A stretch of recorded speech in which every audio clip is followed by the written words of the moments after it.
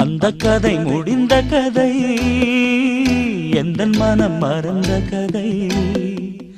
என்ன செய்ய விடுகதை போல் என்னுடைய பிறந்த கதை.